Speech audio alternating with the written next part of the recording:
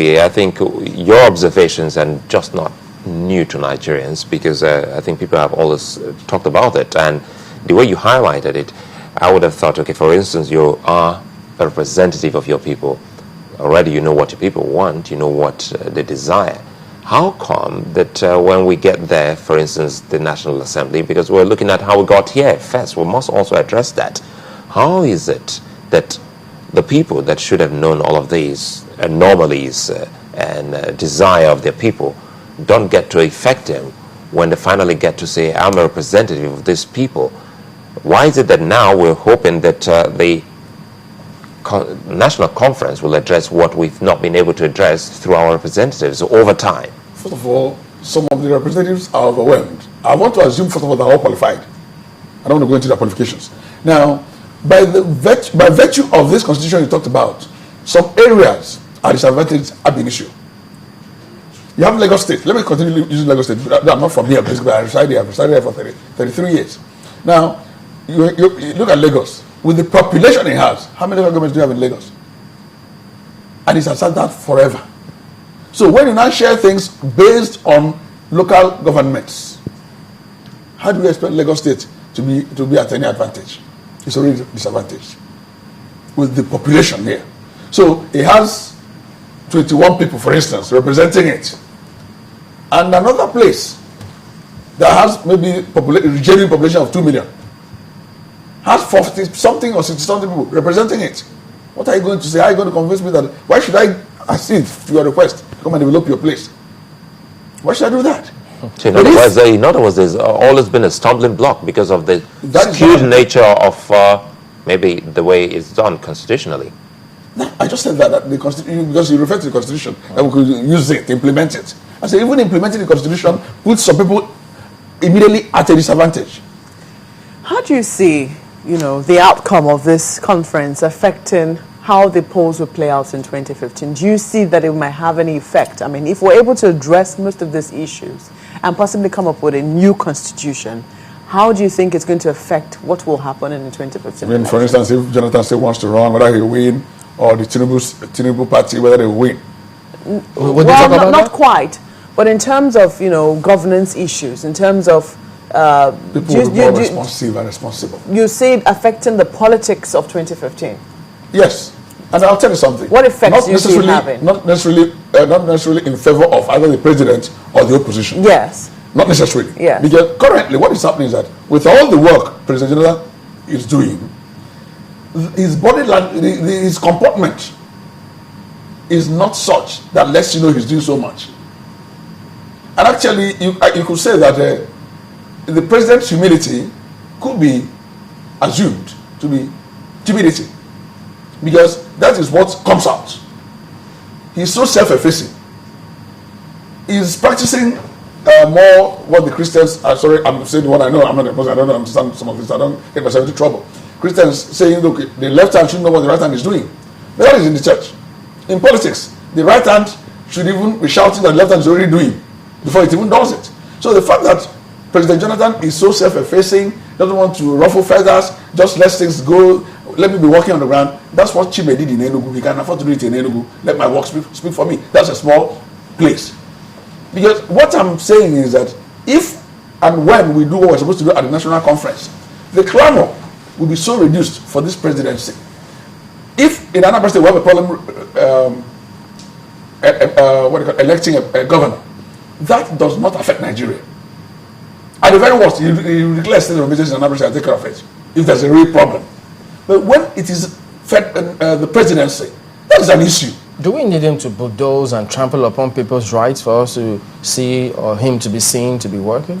You see, Obama, you don't have any doubt in your mind about who's in charge in the United States. Meanwhile, President Obama, by the Constitution and by the workings and culture of the United States, is not as powerful as President Jonathan ought to be. But because of his nature and how he's comporting himself and appearing to Nigerians, he doesn't seem to be in charge. That is why people the people he has now, like the performers like the Okonjo-Iwealas, the Odua, the agri minister, and some of these other Aganga and all that are performing, people are saying they are in charge. Remember that during Obasanjo's time, he had also some the performers, including the RFI, who is now in opposition. We had Konjiwala still there, Obias Ekwesele, Soludo, name them. But you dare not say, because that wasn't how it was coming out, that these people were in control, they were in charge. It does not mean that really that Okonjiwala and Odua and Desiani are in charge. But that is what comes out because of the self-effacing nature of the president. And I'm saying that that is not how it should be. But yesterday... You can afford to take some insult personally, but you should not allow the office of the president to be denigrated. But I'm not sure, I don't know if you listened to Senator yesterday, Kurumu, who was talking about the conference, and he said 2 categories of criticisms about this conference. One of which was that, look, those who are criticizing this thing just don't want to see anything good about what the government is doing.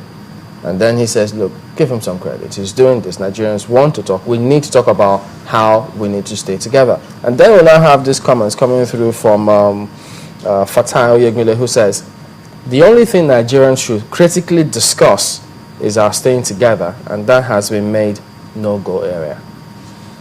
Now, I just told you that most Nigerians want to stay together. I don't know those who don't want to stay together. They want to decide how we stay that together. That's the point. But is it Nigerians who determine, or the politicians? Every human being is a politician. Unless you mean the partisan, even in church, I'm sure even not those kinds of politicians. The partisan politicians. Absolutely. Well, you elect them to go and determine for you. So you better be sure. That's why we need to bring this thing up. Let us have proper federation. So that the person who is going to represent me in Enugu, as Enugu is now the headquarters of Southeast, will be somebody I have pressed. Yeah. And said, how would you guarantee that these same people will not be fighting for their pockets? No, it's easier for us to handle them. Now you have how many of them in Abuja as members of the House of Representatives? Like I said, the Anambra, how many are there? Then people from Kano, how many are there? So what is the Anambra man saying there? Who's going to listen to you? Your voice will be drowned. So if we're talking about proper federalism, which you just brought again now, do we also, or should we also be thinking of collapsing or totally erasing those geopolitical zones that we have actually brought to the fore? Because it will amount to also putting us into some kind of jeopardy if we are looking at proper federalism and we're also talking about a particular zone. For instance, we say zone A, this geopolitical zone has a less number of states, while this other geopolitical zone has this X amount of state. So when we talk about issues that would amount to voting, well, this geopolitical zone that has this X number of state and representatives would definitely be the one that will carry the day. You see, when we now, if we collapse this into zones, 6 zones we have now, there's the equality. Equality? Yes, every zone has 1 vote. You're talking about federal level now. Good. So Southwest bring your own.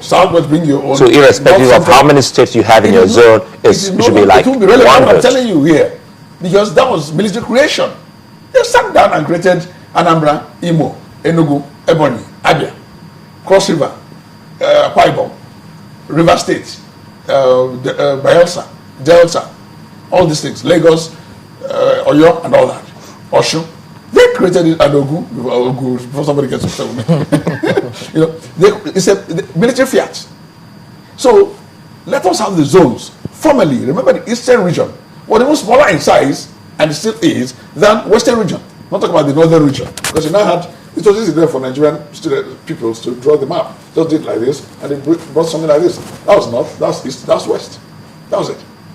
So it's not the size that mattered then. It was, and it's on record that as in the 50s, late 50s, Eastern region was the fastest growing economy in the world, not in Nigeria. Now, what happened after that? And let us stop making excuses with the Civil War, Biafra and Nigeria Biafra War. That's 40-something years ago. But the certain things that were put in place then, the poor structure that was put in place is what we're suffering today. So what I'm saying, and I'm sure a lot of Nigerians are saying, look, let us come, we want to live together. We're not talking about Biafra or Duduwa Republic or Arewa Republic. We want to live together. But I want to say where I can make an impact on my people. If I give scholarship, 10 scholarships, 10 people are produce 10 lawyers or 10 engineers or 10 doctors or 10 educationists. Your values might not be my values. So let me work based on my values. I come from a family of teachers. My parents were teachers. We value education. 10 children, they had nine. One died early. The other 8 properly educated.